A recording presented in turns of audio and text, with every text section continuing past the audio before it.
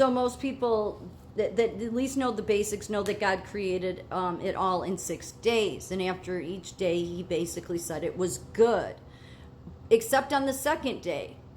And there's a reason for that, in my opinion. And it all has to do with creating order out of chaos. It's very important to remember that when referring to life as well. So day 1, God created light, separated light from darkness, and named them day and night. Created. And he said at the end of day 1, it's good. So you have to remember, there's air, there's spirit, which is God, and water, okay? Day 2, God made the firmament to separate the waters above from the waters below and named it heaven and sky. This is the day they say that he didn't, well, he didn't. He didn't say it was good. He said, and it was so. Why? Because, well, the sky is, that's the air. It's here. And the waters were here. So he just separated. The good was when there was creation built. Again, you have to remember order out of chaos.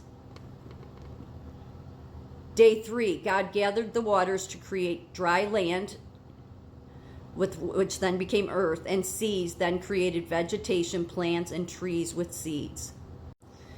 God made the sun, the moon, the stars to give light to the earth and to mark seasons, days, and years. And he said that it was good. And the 5th day, God created sea creatures and birds, blessing them to multiply, and said that it was good.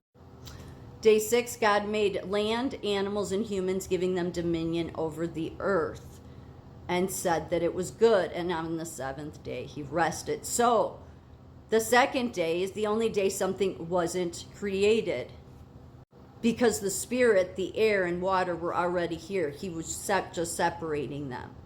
Every other day, there was a creation of some kind. And yet, he's taking what is chaos. That's what he's always doing, actually. He's taking chaos and putting order in place. So, dust of the earth to earth. This chaos here of form. Chaos here. Chaos. The zygote. Chaos here. Chaos here. Don't even know if it's a male or female yet. I'm just saying, just recognize the way God's order works. He creates order out of chaos.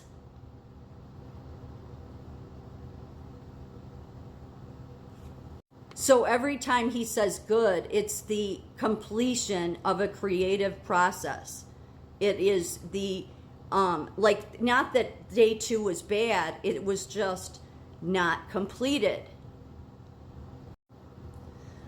Everything, well, in the very beginning, when it was just chaos, so like over here, it was just, there wasn't even this, but it was just the water and air and him, okay?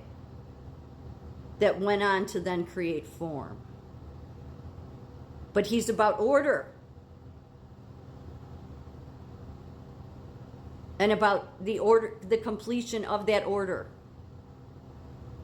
Well, he expected his children to know this, because everything is spirit, water, and form.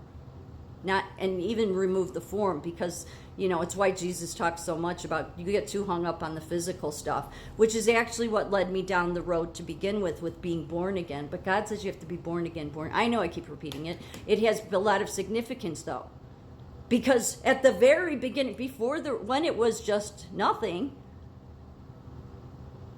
God was the air.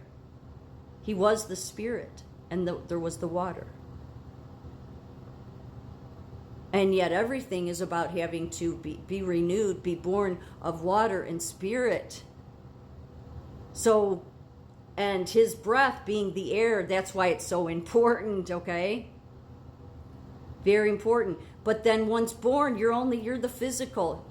You're the matter. But you're in order, you're in ordered form once born. well, in the last trimester, and people can argue that. I'm not going to get into that ridiculous. I mean, just that's not what this is about.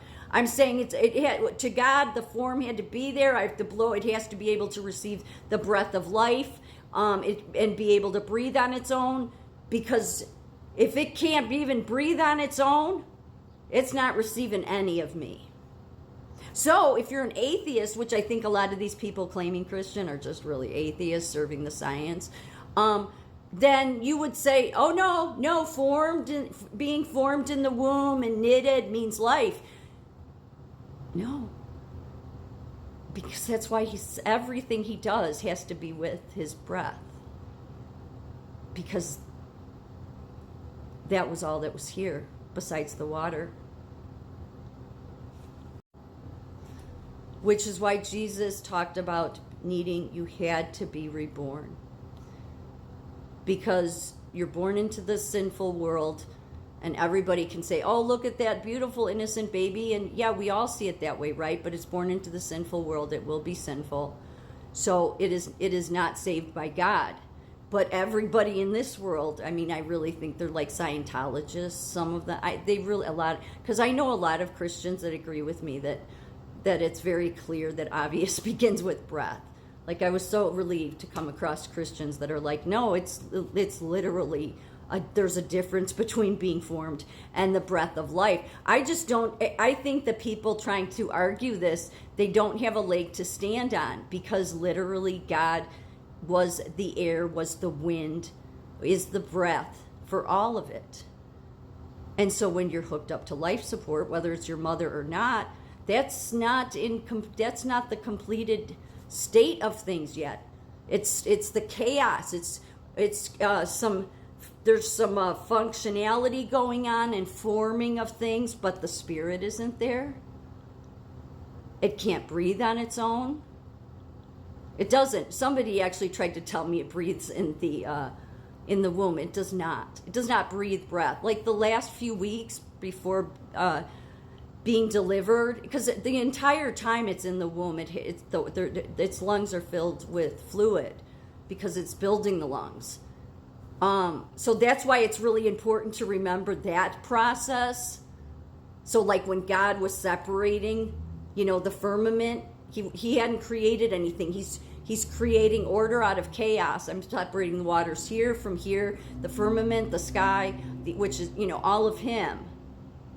So the same thing going on in the womb. The lungs cannot receive literally the breath of him. So they are disorder that will go on. I mean, if it's his will go on to become something that will be of order, which is why when he created Adam, he was showing you this is what order looks like. It didn't mean it had to be an adult. It meant it has to have lungs. It has to be able to breathe, because in order for it's not a life if it can't even receive his breath. That's why these atheists that are claiming Christian are acting like they're trying to claim that because it's knitting and forming you, they don't even know the Bible. Everything is air, which is the spirit. Air, that's why in the Hebrew text, air, wind, spirit, breath is all the same thing, because that's all that was here. And then there was the water, which is why then Jesus goes on when trying to explain it to Nicodemus and talking about the wind, like that's where it is, that's where it's all at. When you're in the womb, you're not getting any of that yet, because you're not at an ordered state yet to receive it. So understand order out of chaos. And the reason it's true about this is because the actual process in the womb for fertilization and the zygote, and it's rapidly dividing into many cells, and it's a lot of chaos going on. It even states that. Early on, these cells are undifferentiated, a kind of biological chaos with immense potential. A key there, okay? So if you understand, if you're not one of the fake Christians that's really just an atheist serving the science, then you should be able to hear what I'm saying, because This is why God spoke so much about being born again was water and spirit. That was the life that was most important to him. Why? Because that's all that was there in the beginning.